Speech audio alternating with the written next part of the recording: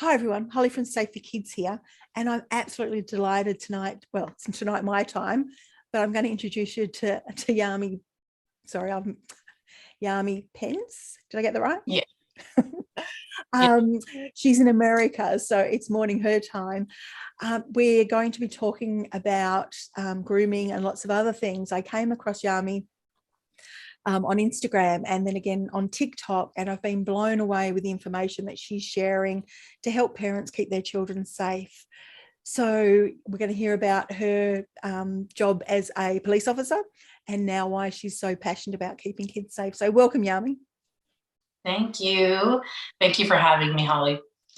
I So can you tell us a bit about, your background and how you got started in this? Yes. So I am, well, I still say I am because it was so recent. I was a police officer and detective 7 total years here in Florida. And for the last years of that career, I was an internet crimes against children detective, where I investigated child sexual abuse in person and on the internet, but mostly child exploitation and child sexual abuse that originated on the internet or led to the internet. And I recently resigned by choice in June 2021 to take care of my children and start a new journey. And then I started this page here just in early March, right here in 2022. I just felt it impressed on my heart that I should really start helping parents in my local community and whoever wanted to follow along in other communities farther away. And it's really taken off. People are really looking at this and saying, wow, this is stuff that I didn't know or wanted to close my eyes and my ears and not really know, and keep in the back of my head. But really, it needs to be at the forefront of our minds and hearts all the time. So I started this page and it really took off. And these are all ideas and things that I've had in my notes section of my phone, and topics that I've had just waiting to be put out there, but I just wasn't ready. And then I was. So it's really been a huge blessing and exciting for me to just share the things that happened in my career that sometimes, family and friends didn't want to hear me talk about. You could tell that they'd get uncomfortable when I would start to talk about it because it is uncomfortable.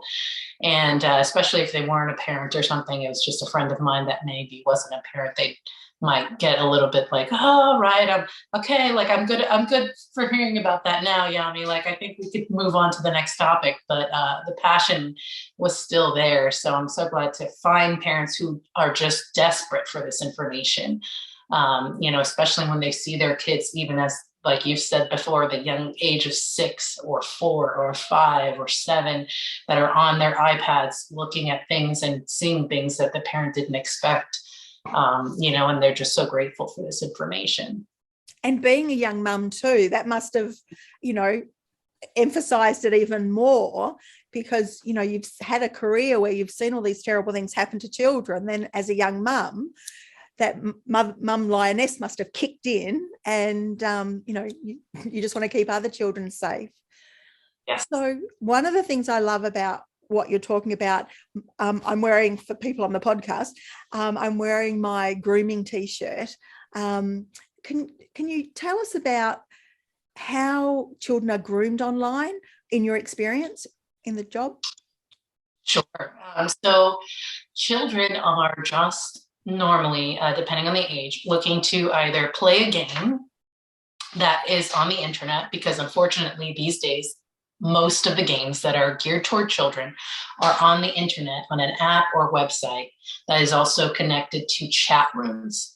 So children go to these games with the intention of playing games. And then when the pandemic hit, they're also going on there seeking to connect with other kids their age, maybe that they know, or just any kid that they believe to be their age. Same with teens, they are doing the same thing. They're either on games that are meant for older kids like Fortnite, or they're on apps like Instagram, Facebook, Snapchat, TikTok, and they're just looking for connection with the outside world, being stuck inside all the time, with the pandemic, and then also just being the age of devices. So these older and younger kids are on these games and apps, and guess what? There are predators, pedophiles also on these apps, just sitting and waiting and throwing hooks out and hooks out, trying to catch a kid and get them on their hook. And that's when the grooming starts, and your shirt says grooming equals friending up. So grooming is when an adult predator is, whether in person in real life or online, it's the same thing. They're building a trust relationship with the child, and they're trying to get the child to trust them, to love them or like them, and really engage with them in conversations that could be very innocent in the beginning, very much about what the child likes or dislikes, the child's struggles.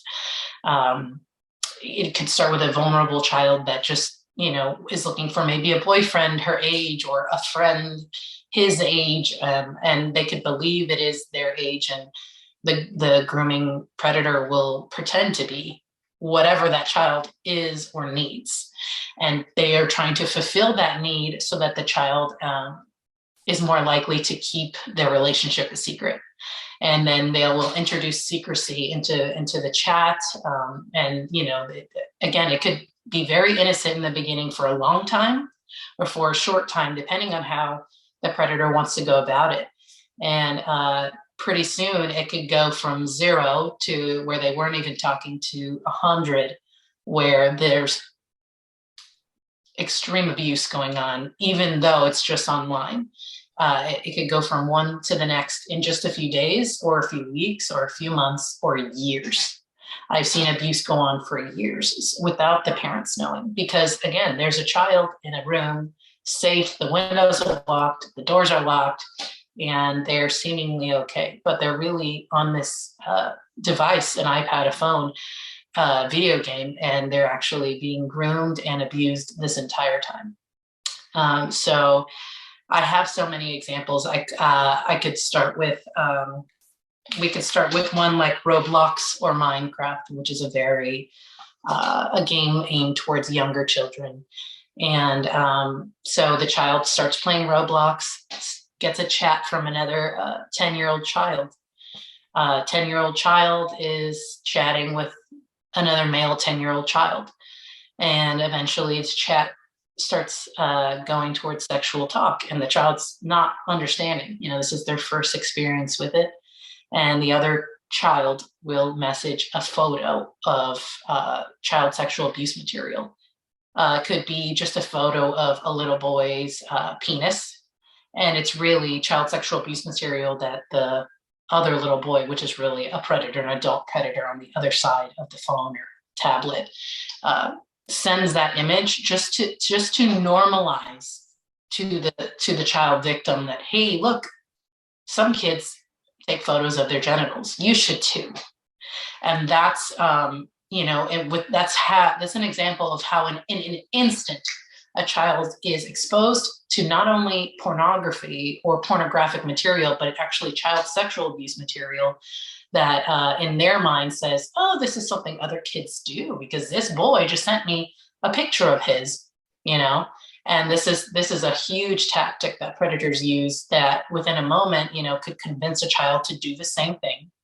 And now the child has possibly sent it because they want to impress their friend, or they want to just remain friends if the predator pressures the child and says, well, I sent you mine and now I feel embarrassed because you didn't send me yours. And, kids at that age, they're not meant to handle such type of pressure, and their minds can't fully understand what's going on or the consequences of what's going on, especially if they've never been educated. So very quickly, the child sends their image over, and now the hook is set. And the predator has a photo that he can use against the child if the child ever stops cooperating with the predator. And this can lead to going off the app. A lot of predators, whether it's Roblox, Minecraft, Fortnite, Snapchat, TikTok, and Instagram,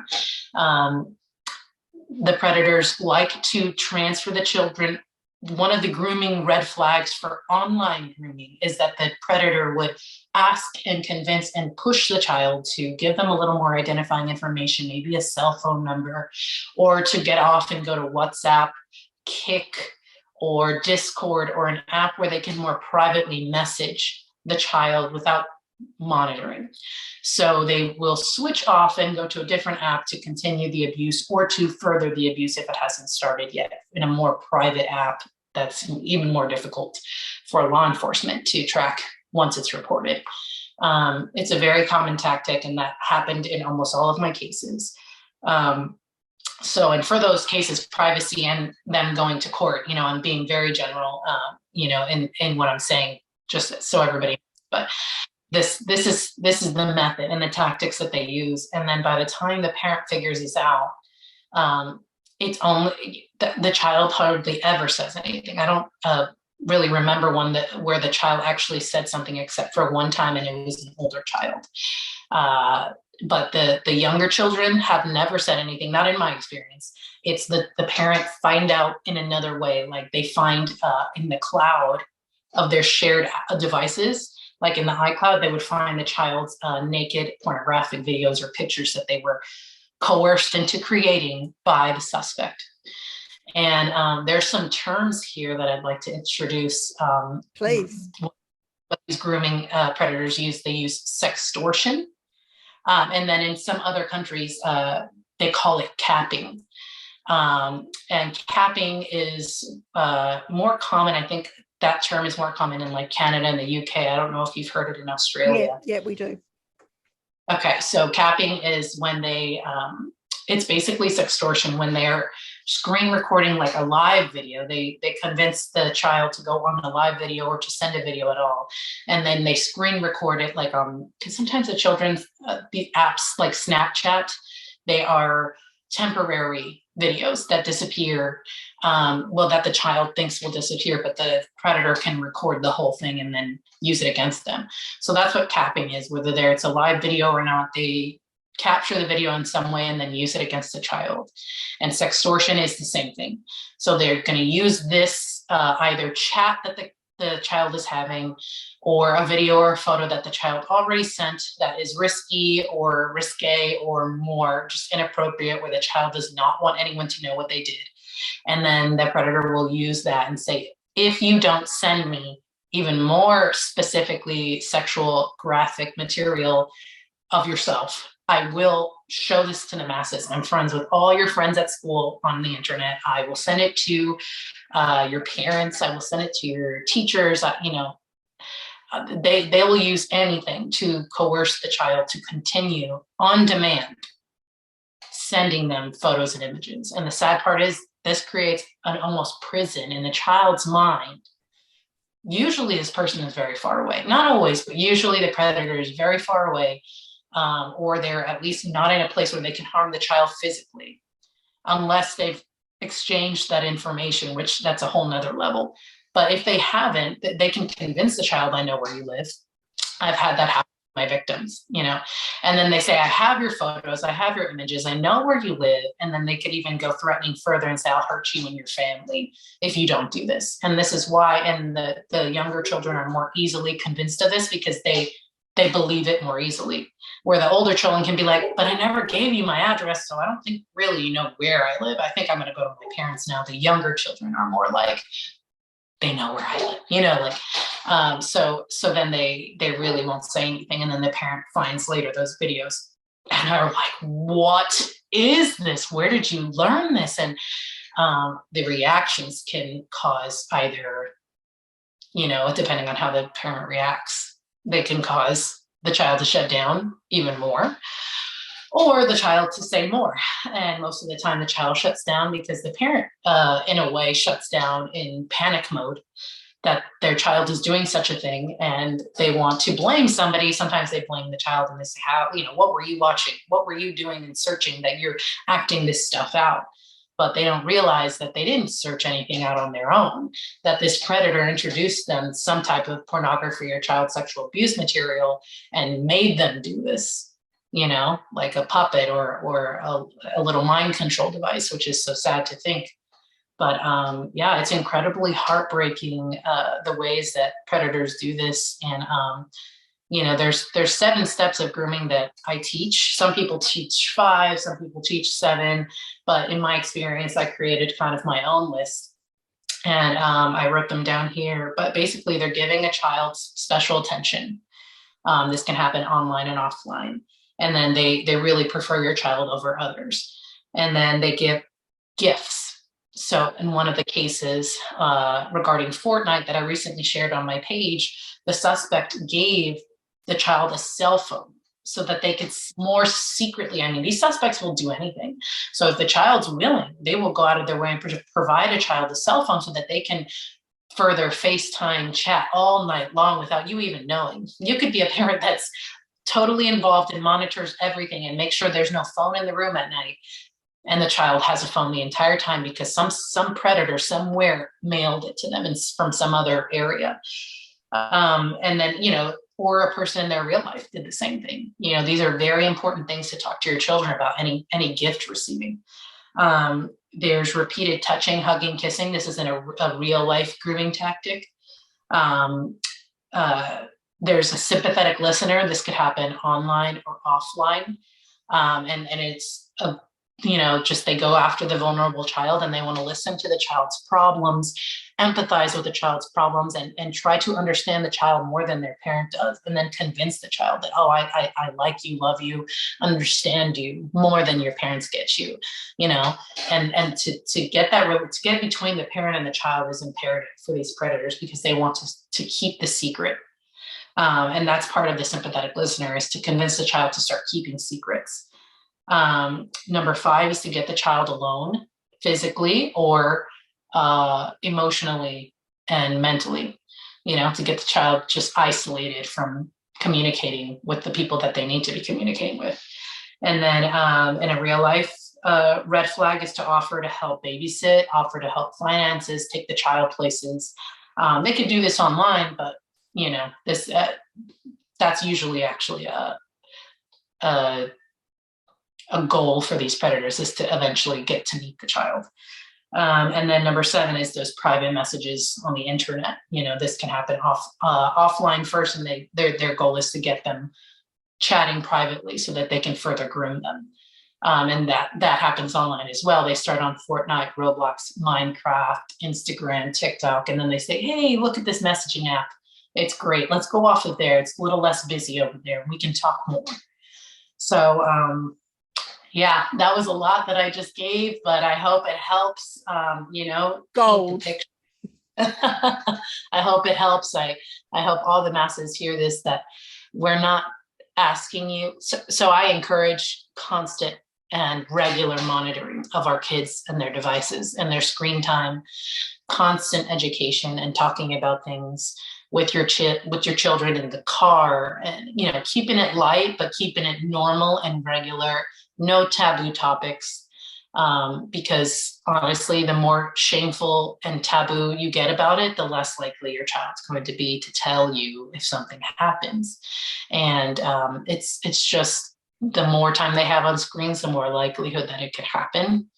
And it's not that we don't trust our kids at all. It's that we don't trust the millions of predators on these devices waiting for our kids. And sometimes, the safeguards that we put on these devices, they don't work. Sometimes things slip through the cracks. So we do have to physically regularly monitor these devices. This supervised usage, no headsets, no headphones. Keep it loud. No one doing it at night behind closed doors. And it's not that, we're invading their privacy or their personal life. A lot of people I've seen even almost attack me about, not giving your kids privacy on devices is, when we were growing up, we could write in a little journal and write all our feelings down in our diaries. But this isn't the same. Our diary is a piece of paper. Nobody's coming through our diary to talk to us or attack us or victimize us. Nobody, as long as our windows are locked and our doors are locked, is coming through physically to abuse us. But on these devices, there is no 100% safeguard that you could have. So there is no 100% privacy that you should be given, because children are not mentally equipped to handle an entire worldwide computer with tons of predators waiting on the other side of it. They're not mentally equipped to handle this. They're just not. It's just not the way we were built. It's not the way God created us. We are here and we're children. I think even our minds up until our early 20s aren't fully developed. You're right. So yeah. we expect tiny children to get it right 100% of the time. And if there's predators out there trying over and over and over, like, we can't expect our children to be perfect in this battle. They shouldn't be at war by themselves. We should be their defenders and protectors. So we should be standing in between them and these predators, so that, like I said, constant monitoring, regular but random monitoring. It's not as invasive as you think, because if before you give this iPad, tablet, and phone to the child, you say, hey, I can let you use this for these purposes and these limitations because you want to play or whatever you want to do on it. Okay, but here's the limitations I'm setting. Here are the rules. Maybe create a contract that they can understand, even if it's only 3 bullet points long, and they can sign it with like a high five, like paint their hand and paint a little high five on it. Just something that they understand that there are rules in place. And sometimes that physical little paper, I've been criticized for this, but a physical little contract. And what can a child learn about a contract? Well, if they can't understand rules, then maybe they shouldn't have the device yet. But this rules, and then letting them know that part of the rules, part of the contract, or that, if you're going to get this, I will be checking it. And then if you don't want me to check it, then we won't use it. And that's it. You know what I mean? And some parents just don't get that. And, to each their own, and everybody wants to take their own risks, and that's your choice. But I highly recommend the monitoring to prevent everything that I just said. No, that's phenomenal. I've actually, and I'll put it in the show notes, I've actually on my website got a 2-page with similar tips like that, and also a physical contract. The kids have to tick every box, and then both the parent and the child sign it at the bottom. So I'll put that in the show notes.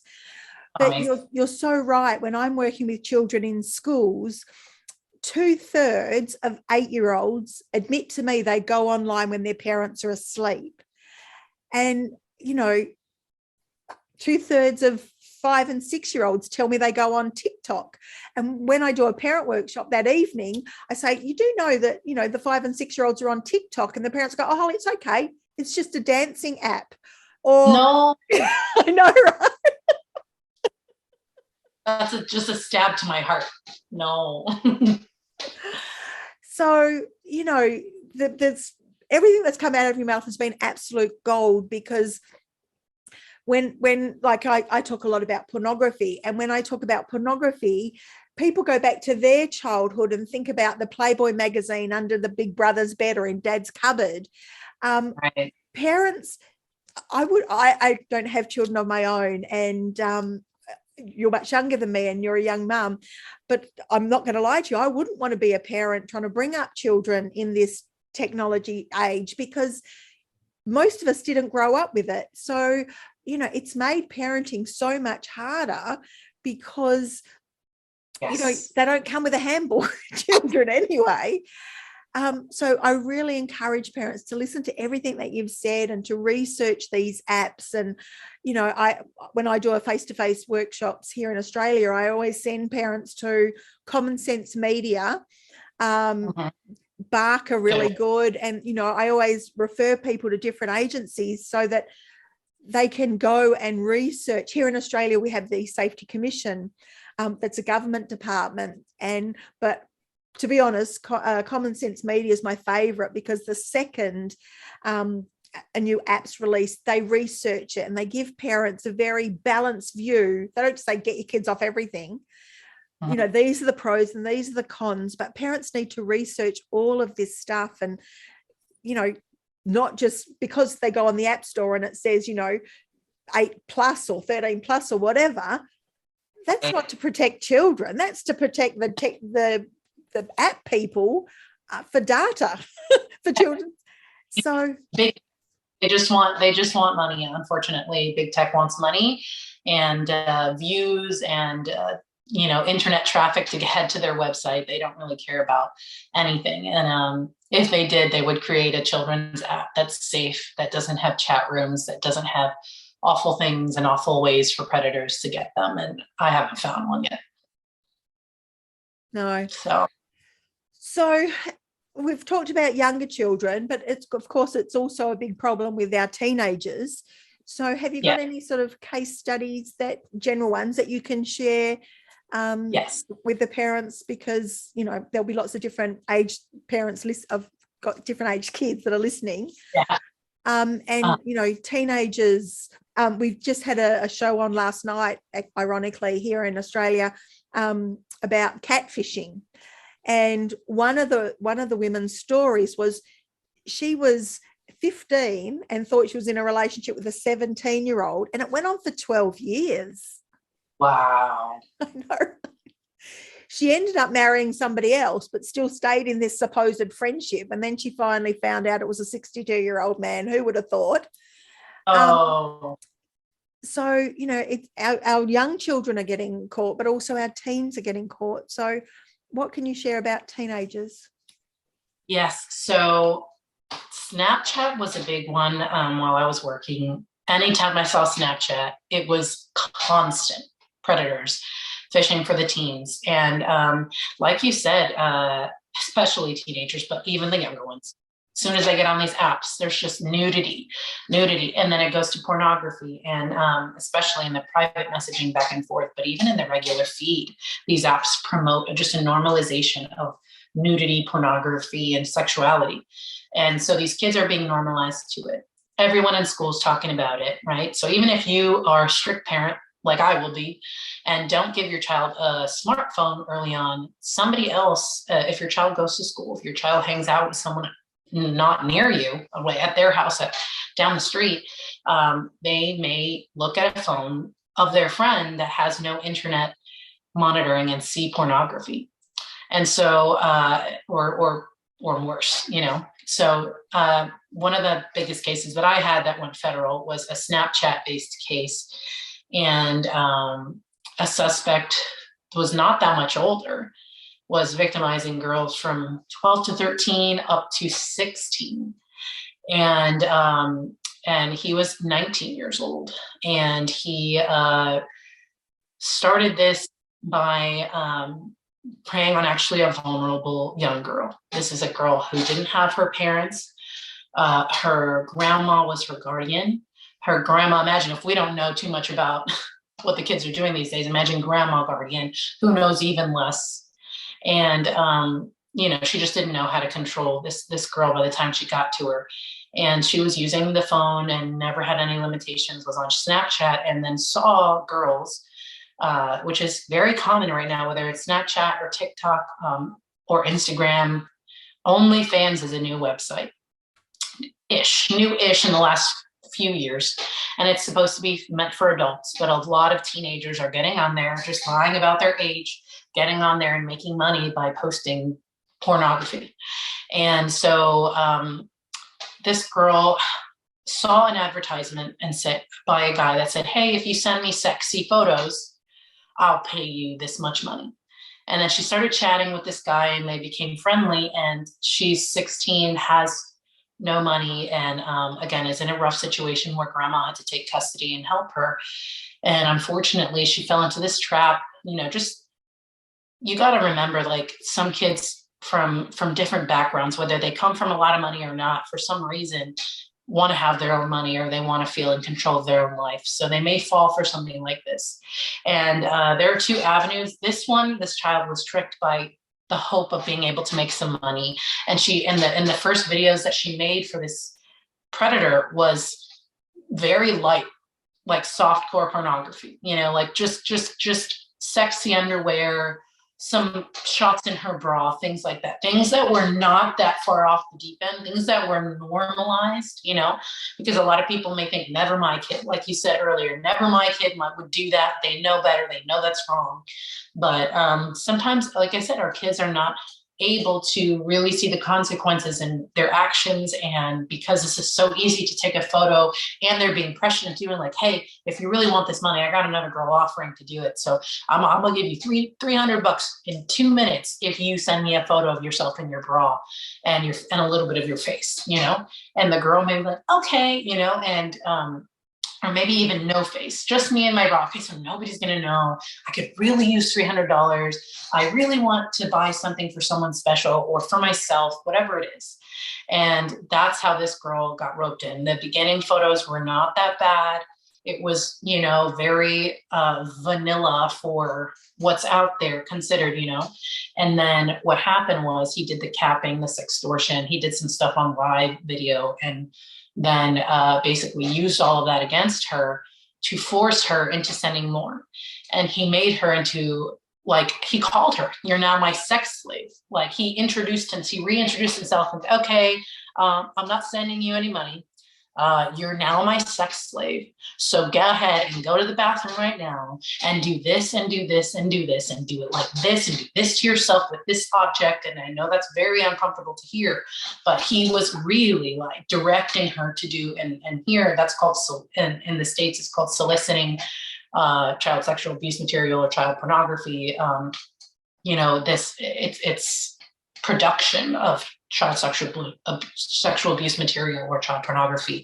Here in Florida, that's the statute. So it's you know, that's how it went. And eventually, thankfully, this girl was 16 years old. This one girl that I'm talking about, she came into the police department and reported it herself with her grandmother. It was very brave, very, very rare for someone to just basically tell on herself and also tell on this bad guy, because she knew that she had done something that, at least in the beginning, was not a great choice.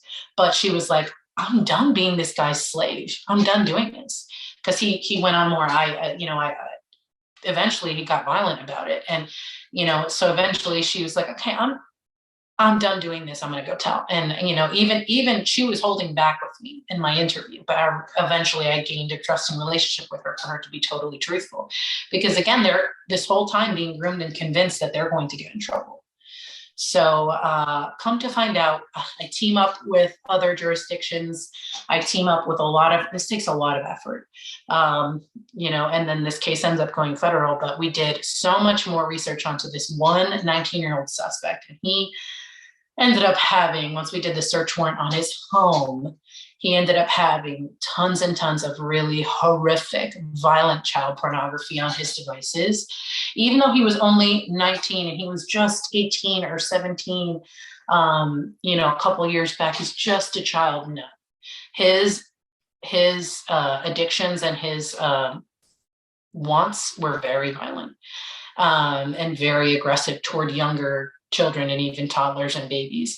And his youngest real victims, I call them real victims, he was fishing constantly. Like I said very earlier in the podcast, he was sending out hooks on Snapchat, on Instagram. He was constantly messaging little kids, 10, 12, 13 years old, trying to get them on this hook. But his main victim was that 16-year-old girl, but he had many others who he had on the same hook. And we identified them. We flew people out to interview them. This all created just this giant federal case. And it was an example being made out of him, because this is constant. And I don't care what age you are, you're still victimizing a little child. And so that's the older teen example. And he, so they're one of these examples. So one of these children in this case, there was my 16-year-old victim that I met. There was 2 or 3 others that were essential part of the case that I didn't get to meet, but my coworkers got to meet. And those, one of them, he was screen recording everything. So thank you, Lord, that he was screen recording things. It was for his own benefit, but then it helped us in court, because he would screen record step-by-step use. He would go from typing on Snapchat, recording, and then swiping over and then recording their live video chats that we never would have been able to access, but he recorded them. And then I could watch all these videos from his devices and watch him typing to the girl that he's live video chatting, who had her baby sister next to her. And he was asking this young girl to abuse her baby sister that she was sitting next to and chatting with. Like, parents, I hope this makes you jump out of your skin and jump into the next room in your house and jump outside and just want to scream. Because that's what's happening, is that even a 19-year-old boy has, or not boy, 19-year-old man who has been addicted probably to child sexual abuse material, or also known as child pornography, for so long that it has created him into this predator at the age of 19, that he is asking a little girl to abuse her baby sister. And thank God that she did not. You know, and maybe if he had been in the point of his grooming, that where he had already had her on the hook, whereas I will hurt you and your sister if you don't do this. You know, there have been that. And he did that to the other victim too. He asked the other victim, hey, who's that little girl, while they were live recording? Who's that little girl? Bring her in there. And then the girl was like, no, I'm not doing that to my sister. Like, you know, so thankfully but there are kids who are convinced that, well, if I don't do this to my sister, he's going to kill us all. So that, again, should make your soul jump out of your skin and just want to run across and just scream. So I get it. And I'm sorry for anyone listening that has just felt this stab in the heart. It should hurt. It should hurt you a lot. And it should make you want to fight for these kids. So, and how, as a police officer, did you handle that? I mean, I'll put a trigger warning, of course, on the at the beginning of everything, of course, but you know, and especially now as a young mum, I can see why you got out of policing, because you know, having to deal with that and you know, scroll through that. I mean, I'm very aware of vicarious trauma just in my work and the stories that I hear, but actually I got sent, so 2 years ago, I got sent on Instagram, somebody tagged me into child exploitation material. I saw one picture. I still have flashbacks. Somebody came across a heinous thing on Instagram, didn't know how to deal with it, so they've put at Safe4Kids, which is me, at FBI, at Centre for Missing and Exploited Children, which of course is where it will end up. And so I open up this video, burst into tears, but I still had enough wherewithal to take a screenshot of his face, but not what he was doing to the children, of his Instagram page. I go out to take a screenshot of who tagged me, but it had disappeared. I go online and make a report to our federal police here in Australia. I go up into our house and I explain to my husband exactly what I saw, and I'm crying, and I'm a basket case basically. And he's gone, oh yeah. What do you mean? Oh yeah, I'm crying, and all you're giving me is oh yeah. And so that was April 2020. So I saw one image and I still get flashbacks. So how did you protect yourself having to deal with this stuff? Well, a few things. And things have changed as I've progressed in my life, but that is called unwanted recall. It's post-traumatic stress disorder related. Just because it didn't happen to you, our brains we were not created to see that. And basically, like I said before, this is child sexual abuse material. So again, trigger warning, this is rape on camera, on video, they even made GIFs out of child sexual abuse material. And part of my job was to look through the devices of offenders after getting the appropriate legal process, and to see this child sexual abuse material and to categorize it and to count how many child sexual abuse material videos and images that they have, to charge them with it. And then some of them they created themselves or got children to create, and some of them they got from trading it with other pedophiles on the internet. And it like makes my legs like weak just thinking about it. Yes, it is very traumatic. And to see hundreds of thousands of these images, it's like one case alone had 400,000 images for me to look through. And it could be anywhere between 100 to 200,000, or even if it's only 400 of all those images, even if it's only 400, those are images different videos of different children. That's 400 children. I've seen thousands in cases of all different children. Sometimes in one video, it's a compilation. And to see and know that that's a real soul, a real human being, a real baby being sexually abused, and but who people that were in their care, trusted with their care. Yeah, that is one of the most difficult things I will ever deal with. And honestly, at first, I didn't handle it well, and I didn't have the right methods. But then I, had a lot of support in my coworkers that are still doing it. Don't know how they do it. Still, I knew that I had to put a stop to it after 3 years because, like I said, my caseload was that of 3 people at least, maybe more. And I knew that I was like, okay, I need to start making a transition here soon, and I was. And I actually left that police department, and now they have 2 people instead of 1 person because of all the loud noise that I made on my way out. And, I don't care what they thought about me, but I was like, this is not okay. You need, not just for the detective's sake, but the kids that they're possibly needing to save. You're doing a disservice to them. And thankfully they listened to me, and now they're doing a better job. But and not the detectives, but the management has given them the proper, better resources. But honestly, I will say that overall, not a lot of people want to be police anymore. And even less people want to do this job for the reason that you just said, because it's very traumatic, very uncomfortable. And so to be honest with you, Jesus helped me and healed me. He continues to heal me every day. That my faith, I leaned into it more than ever after this job, because you could really get into a dark place thinking, if there's this evil in the world, like, I don't even want to be here. Like you said, I'm a new parent. Why would I want to bring my child into this world? And leaning heavily on your faith and knowing that there's greater purpose and there are good people out there, and there are things that we can do to help each other. And then also therapy is amazing, talking to someone who can help you through this. So I know a lot of my coworkers do take part in that, because it's just necessary, because you have to talk about this, because, you, Holly, are willing to listen to my story. Some people shut this podcast off a while ago, or at least wanted to, because that was too traumatic for them to hear, much less see, or hear in even more graphic detail, because sometimes we're able to talk to a therapist that can listen to it. And I know that a lot of my coworkers have been able to benefit from EMDR therapy, which is one that's very, very good to help get your mind disconnected from those traumatic flashbacks, and to help train your mind to not go to that place, or what to do when those thoughts come in, how to deal with that at the moment. It's like a mind training situation. But honestly, my faith was number one. Nothing changed it more than that when I learned to lean heavily onto that, and that's just what worked for me. And I tried a lot of different things. And as you could see, I can talk a good bit.